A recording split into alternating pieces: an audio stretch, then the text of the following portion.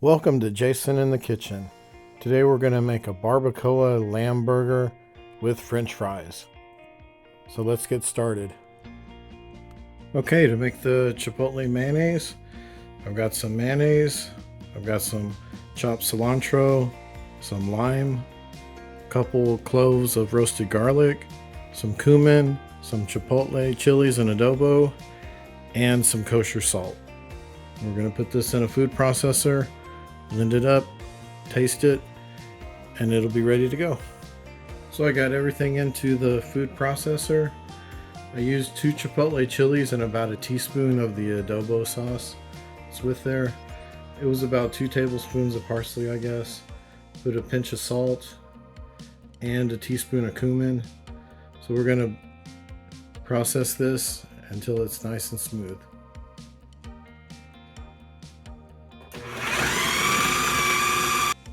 You may need to stop it and scrape down the sides a little bit just to get it all down in there, and then start it back up again. Of course, instead of the roasted garlic, you can use raw garlic. I would use less though, because the roasted garlic is sweeter and not as potent, but that's individual taste.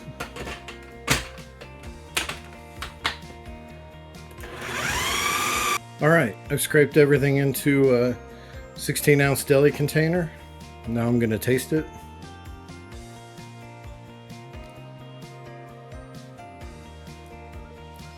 It's good. You want to taste for lime and you want to taste for salt. Make sure you have enough heat from the chipotle in there.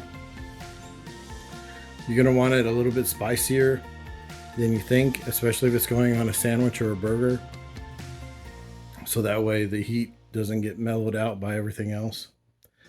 You got to remember also that as this sits, it's going to get spicier as well. So for me, that's the right amount of heat. We're going to use this for our barbacoa burgers, but this would be great on any kind of sandwich. Be great for fish tacos. This would be great as a dip for french fries or onion rings. It's an all-purpose condiment. So there you go. That's how we make Chipotle Mayo. All right, to make our marinade for our lamb barbacoa burgers, I had to adapt a recipe for a marinade here for the regular barbacoa, but we've got 1 ancho chili, 1 guajillo chili. We've got 2 cloves of garlic, 2 tablespoons of apple cider vinegar. We've got a chipotle and adobo. We've got half a teaspoon of salt, 1/4 teaspoon black pepper, 1/4 teaspoon of dried Mexican oregano, and then 1/8 teaspoon each of allspice and cinnamon. This is the Mexican oregano if you've never seen it. It comes in leaves like this. You get it at any grocery store or Mexican grocery store. It's different than the Mediterranean oregano that you would use for Italian or Greek food. So make sure you get the Mexican oregano. It has a totally different flavor and aroma. So it comes like this with whole leaves. Normally you just crush it up like this between your hands. Go in there. If there's any stems, you can take them out if you want, but that's what you want to use when you're doing Mexican cuisine. All right, for your chilies, you want to make sure that they're nice and pliable. Even though they're a dried chili, you want to make sure that they're not hard and dried and crackly. You want to make sure you can bend these and they're flexible and pliable. Okay, so what we're going to do is we're going to take off the stem, and then you open the chili and you take out all the seeds that are in there, and then we're going to toast them. So you can see here I've opened it up, taken out all the seeds, and I've got a pan heating on medium-low heat, and we're going to take these and toast them on each side. Alright, so I've got my pan heating on medium-low heat, and then we've got a bowl ready to put the toasted chili in. Now in a regular barbacoa recipe, you don't need to do this because it's a slow braise, but because we're turning it into a burger, we're not going to get that slow braise, so I'm going to go ahead and toast and soak them like you would in a red chili sauce.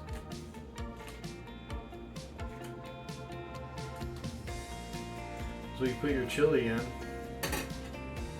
press them down with the spatula.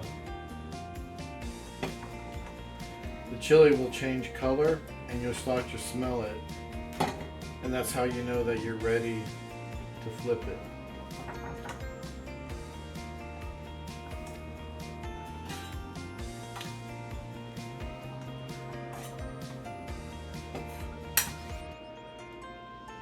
You don't want to keep it too long in the pan or too long on each side. If you need to, you can adjust your heat, but you don't want these chilies to burn, because then they'll become bitter and then it'll ruin your whole sauce or marinade. Okay. Now we're going to do the same for the ancho chili.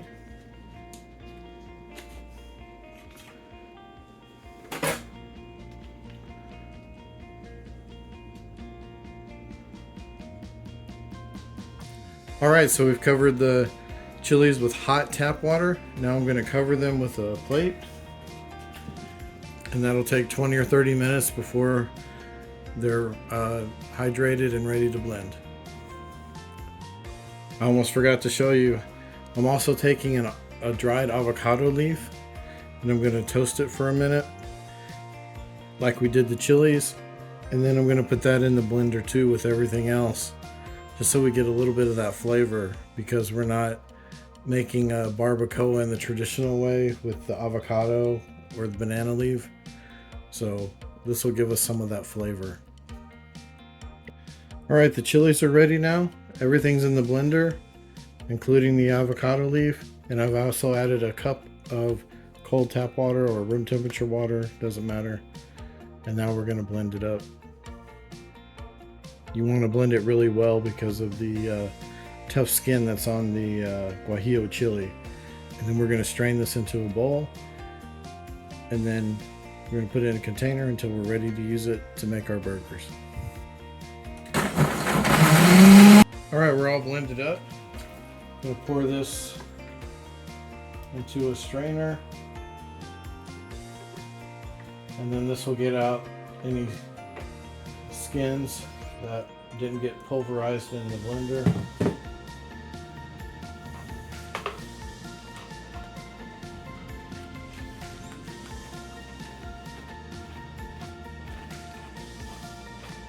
And then I'm going to take a little bit of water, swish it around in the blender jar. That way we can get it all out of there. Then I'll put this in a deli container and I'll refrigerate it until we're ready to make our burgers. Alright, sorry about that. I ended up tasting the sauce. It was a little bit bitter, so I ended up adding a teaspoon of sugar to it, not to make it sweet, just to bring out the flavor of the chilies. And I stirred it around in there, and now it's good to go. Now we can save this and until we're ready to make our burgers. Alright, we're going to make some fries to go with our burgers today. So I learned this oven roasted method from Ethan Chlebowski, and it's his crispy oven fries recipe that he has. So I've taken, the recipe calls for 4 large potatoes. I just used what I had left, which was 5 potatoes. They were a little bit smaller, but you cut them roughly into a 1/2 inch by 1/2 inch size piece. I didn't get technical. I have different sizes because I'm not going to waste potatoes, but generally about like this. But you know, also have the end pieces too, and those are going to taste just good as well. So I've got a pot of water on the stove here that's boiling, and so we're going to boil our French fries. So let me get in position. Alright, so to our boiling water, I'm going to add a tablespoon of vinegar. It's just white vinegar. And then I'm going to add a couple pinches of salt.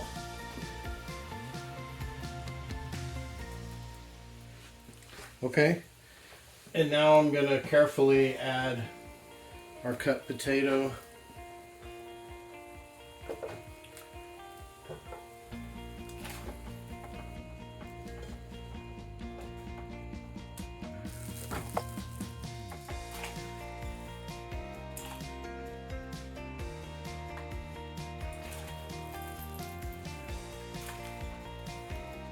Okay.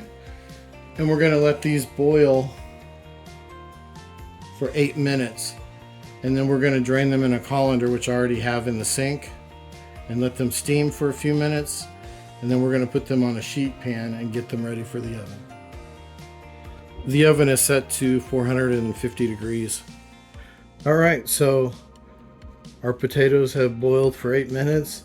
They've steamed off for a few minutes in the colander to dry them off.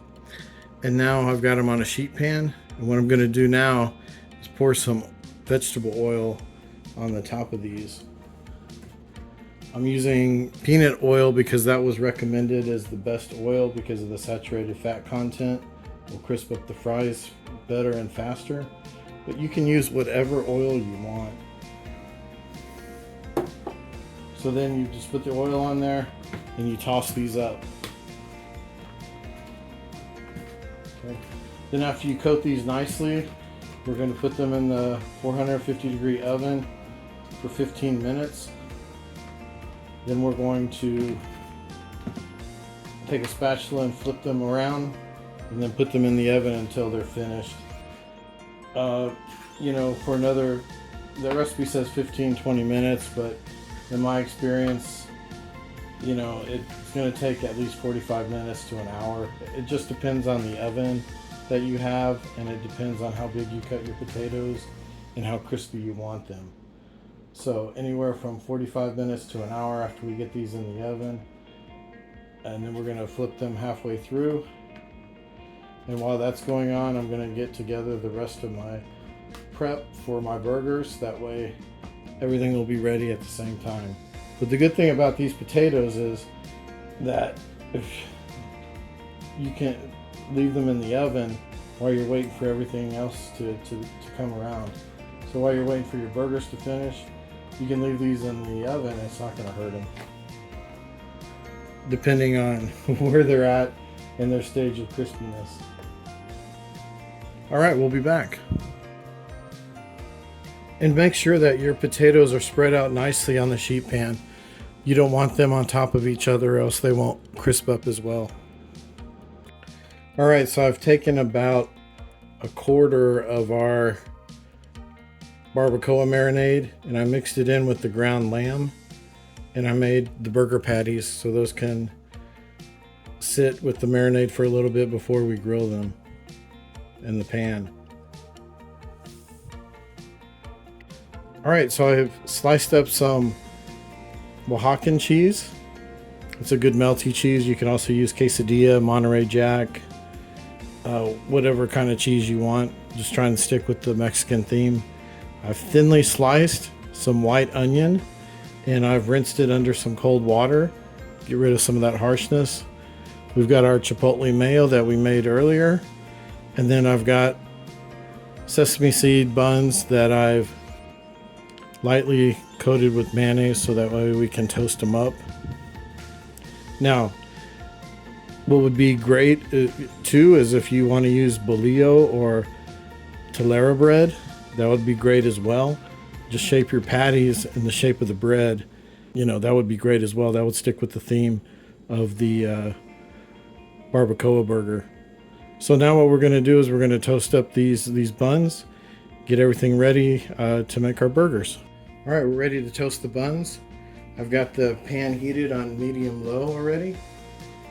Now for me, cast iron or one of these steel pans is the way to go for burgers, period. I've tried other methods and this is what I like the best, either the cast iron or the steel pan. So I've got my steel pan out today. So what we're going to do now is toast our buns.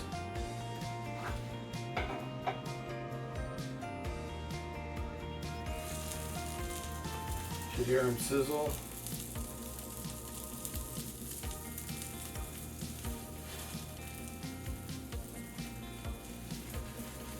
You're going to move it around a little bit.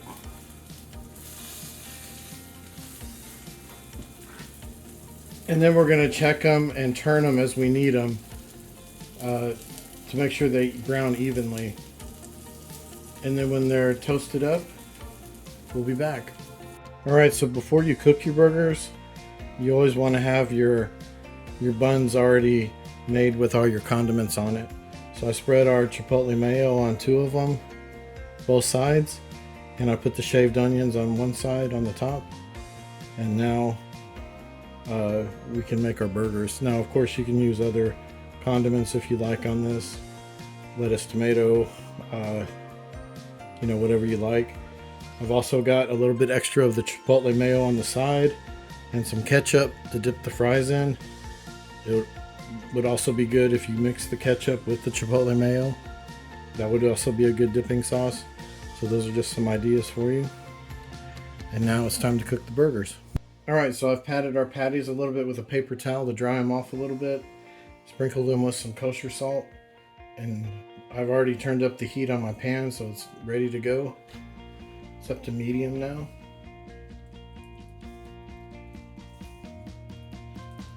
These burgers are a little wet, so be careful.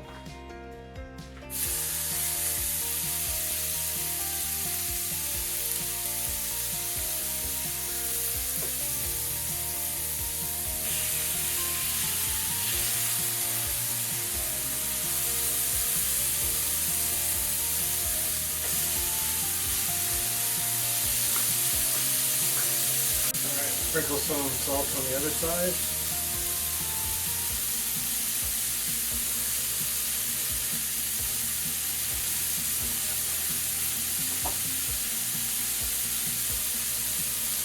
And we're just going to wait until these cook. If you have a hood, be a good time to turn it on.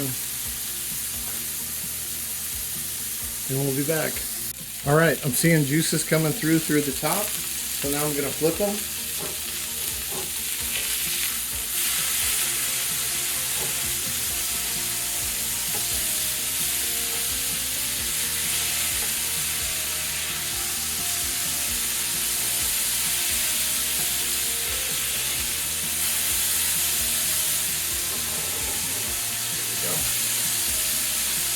If you find you're having trouble getting underneath them, sometimes if you flip your spatula underneath, it'll help you better to move the meat around.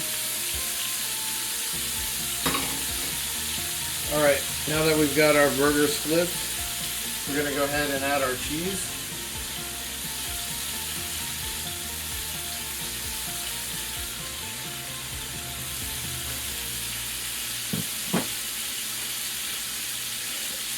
Normally lamb is really expensive at the grocery store, more expensive than beef, but I happened to find this ground lamb on sale, so it was a really good price. It's natural lamb in the US, so couldn't pass it up.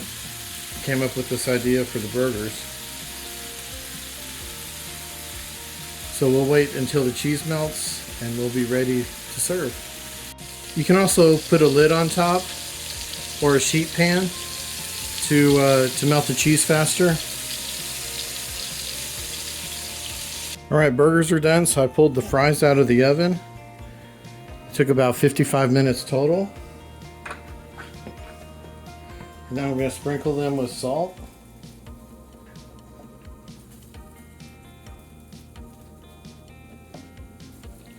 And now they're ready to serve. Alright, look at those. Let those look good. Alright, dinner is served. It's time to eat. So, thank you so much for watching, and God bless you, and we'll see you on the next episode. Just want to show you how nice these French fries come out. Of course, the bigger ones aren't as crispy, but look at that. That's pretty good for an oven fry. And what's good about this recipe is you put them in the oven and you don't have to worry about them except for flipping them once while you focus on your other things. Man, that's a good looking fry for the oven. I don't know if you can hear that crunch. And they're nice and soft in the middle. Wow.